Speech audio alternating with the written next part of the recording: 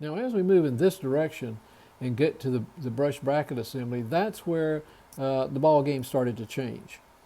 Extreme coating, interior and exterior, of carbon dust, grease, and oil. And as you know, if you have rebuilt an 060 switcher, for example, and you've dealt with these side-mounted brushes before on the drum commutator, they can be done, they can be replaced, they can be cleaned, but be patient. These sometimes are one of the areas in which you really wish you had three hands, because sometimes it's needed. Now I thoroughly cleaned this. I removed and cleaned the brush mounting plate assemblies, which are right here on both sides. That plate assembly right there.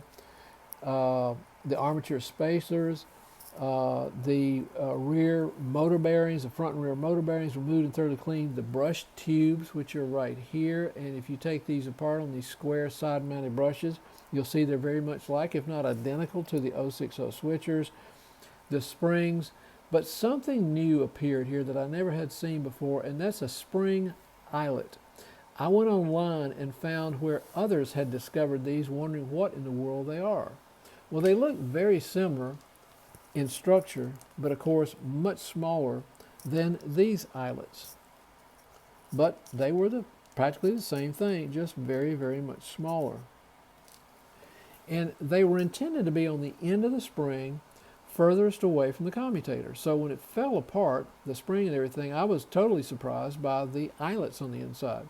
So I cleaned them along with all the components and the springs, and I inserted new brushes. So again, just be patient, and I cannot overemphasize how valuable preliminary photography is to make images like this, for example, so that you can see where all the connections are, where all the screws go back.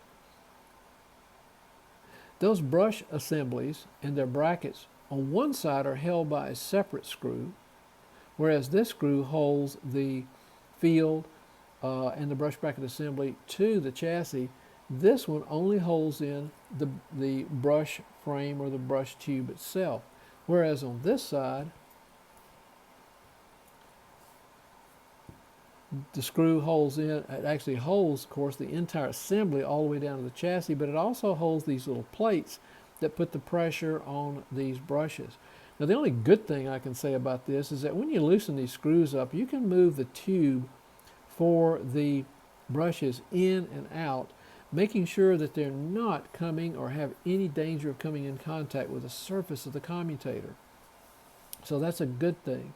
Otherwise, it takes a little bit of patience. Now, I had one break in the wiring, and I'm so glad that I had the photography, and it occurred right there with that brown wire.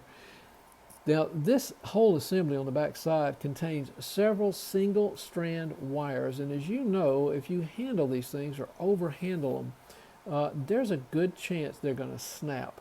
And that's why I'm so very careful when I get back on any train, when I get back in this area and I see a lot of around the reverse unit, these single strand wires, I handle them very gently. This one had snapped right here, but it was easy to put back on because I was able to pull the wire out from the cover, the insulating cover, make the easy attachment right back where it came from. But the whole point is that the photography allowed me to find out where it had come from. And that brings us to where a lot, or if not most of the work was done, and the real root cause of why this locomotive was shorting to the railhead. I thought I had an idea, but certainly the beginning of the disassembly confirmed it. And that is, this rim was touching the chassis, or the wheel was so far on the inside it was touching the rim was touching the chassis, or the rim was loose enough just to move in and out. But what I discovered is that, as I previously mentioned, I've never seen a train with as much oil and grease almost dripping off of it as this one had. This is not the first time that I've discovered that, and over time it allows the wheel to move independent of the axle, and that's exactly what this one was doing, except the independence was coming with a lateral movement in and out. You can move it with your fingers so easily. Now, when I removed the side linkages, the wheel literally fell off. And when it fell off onto the table, it separated from the rim. Now, I'm going to show you some still photography soon of what these wheels look like. They were blackened to the point that I thought that they were painted with thick black paint on the interior of the rim, on the exterior of the wheel, on the exterior of the plastic rim, everything. Just an unbelievable coating. But all it was the oil, grease, and carbon dust, and they were just literally nasty to even handle to begin with. But that brings me back to wanting to revisit one of the common hidden problems, which sometimes is just not that easy to see. First of all, if the wheel is free to move on the axle independently, of course you're not going to get any grip if it's rotating with, or free to rotate independent of the axle. But if it's free to move in and out on the axle, as this one was, it can, of course, can go in and touch.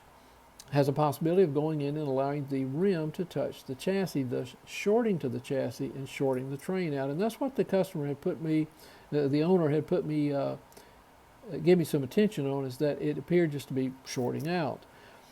And of course, as I mentioned, when I pulled the wheel off, the rim just fell off. I didn't even have to do anything. It fell on the table and the rim came off.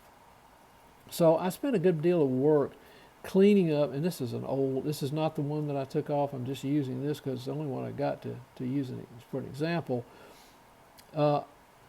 Ended up spending a tremendous amount of time, significant amount of time, above and beyond what else I had done to the train to get these clean. Now here's what can possibly happen on these that you'll want to look for that are common hidden problems. Now, I've mentioned this one before. If the wheel is too far outside the plastic rim, and I'm going to over-exaggerate it here. As you can see, it's way far outside the rim. It doesn't allow this disc right here on the wheel, and I'm going to hold it closely, that disc right there to touch the chassis first. It should touch the chassis first and foremost because it is insulated from the rim and thus shorting out by the plastic insulator. But if it's too far to the inside like that, as you can see, it's below that rim and it can't possibly get over there and touch it. The other, and of course I spent some time on cleaning and pushing the wheel back into the plastic rim and bonding it to make sure that it has not reached that state. As a matter of fact, I've actually got a wheel compression tool that I can use to make sure those are very even. The other thing, the rim was completely loose.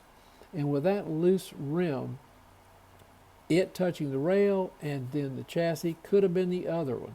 But as I described to the owner, I believe the root cause of the whole problem was the oil, grease, and carbon dust, which caused the wheel to be independent of the axle, the white insulator to be independent of the wheel, and the rim to be independent of the other two, either moving in and out or not allowing this disc to touch first. So a great deal of time was done using that, but it can be such a common hidden problem because sometimes they're just hard to see that these things will move in and out.